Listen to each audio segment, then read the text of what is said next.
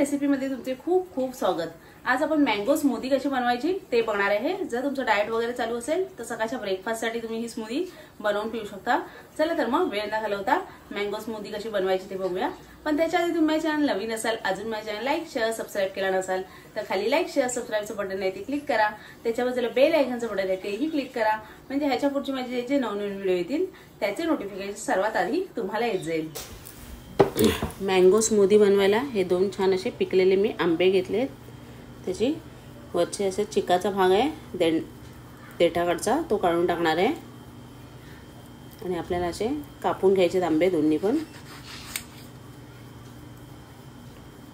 दोन्ही आंबे कापून आपल्याला बाट वेगळे काढायचे किंवा बाटीकडचा भाग पण तुम्ही साल काढून घेऊ शकता, तो पण तुम्ही बाजूला ठेवते, नंतर खाण्यासाठी पण उपयोगी होऊ शकतो त्याचा।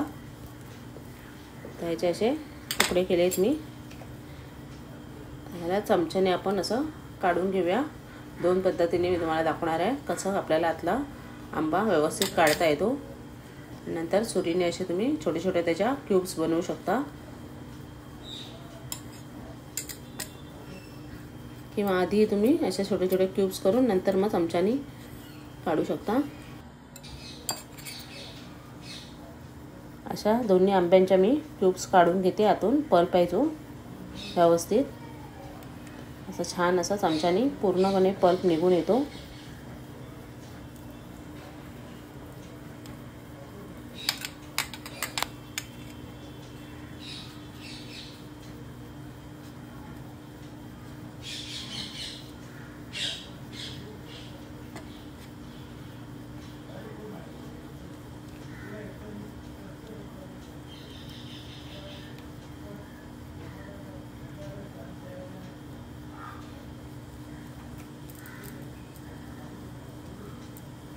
सर्व साली मी बाजूला ठेवते। त्यात पण थोडासा पल्प राहिला असेल तर खाऊ शकता तुम्ही। तो बाटा पण दोन्ही बाजूला ठेवले आहेत मी।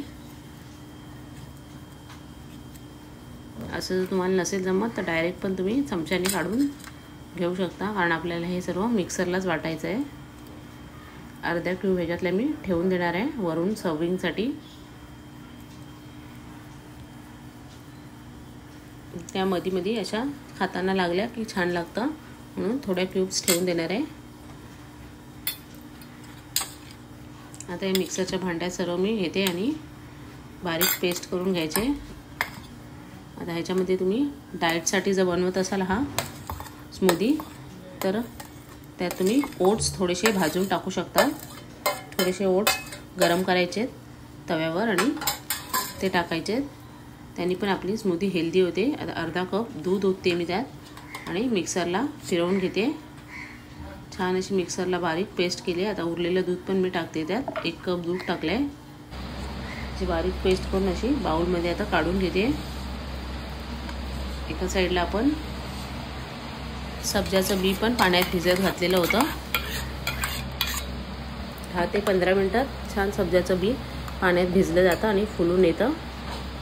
आता ह्याच्यात आपण मिक्स करणार आहे, आवडीप्रमाणे मिक्स करायचं आहे, कारण आंबा थोडा गरम आहे आणि सब्जाचं बी थंड आहे, मग ते कॉम्बिनेशन सर्व मिळून येतं थंड गरमचं। आणि आता गरमी पण खूप वाढली आहे, त्यामुळे सब्जाचं बी साधं पाण्यातून जरी तुम्ही पियाला तरी ते पोटाला छान असा थंडक देतं।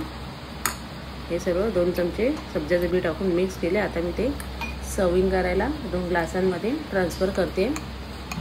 दोन्ही ग्लासांमध्ये असं सर्व ओतून घेते। जर तुम्हाला जास्त क्वांटिटी बनवायची आहे तर जास्त आंबे घेऊ शकता।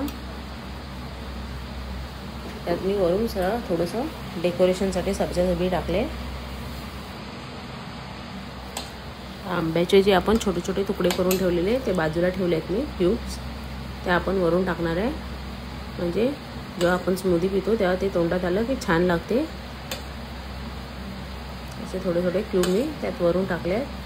तुम्हाला याच्यात बर्फ पाहिजे तर बर्फ पण टाकू शकता किंवा साखर पाहिजे असेल तर साखर पण टाकू शकता। हा आंबा ऑलरेडी छान गोड होता म्हणून मी साखर गूळ काहीच वापरलं नाही आहे। साखर किंवा गूळ काही वापरू शकता तुम्ही। हे काजू बदाम पिस्ता वरून टाकून मी डेकोरेट करते। अशी आपली मँगो स्मूदीची रेसिपी रेडी आहे. सकाळच्या ब्रेकफास्टसाठी पण तुम्ही घेऊ शकता. कशी वाटली तुम्हाला ही मँगो स्मूदीची रेसिपी कमेंटमध्ये मला नक्की कळवा. आवडली असेल तर एक लाईक शेअर नक्की करा. चॅनलला नवीन असाल तर सबस्क्राईब करायला विसरू नका, म्हणजे असे छान छान व्हिडिओ तुम्हाला बघायला मिळतील.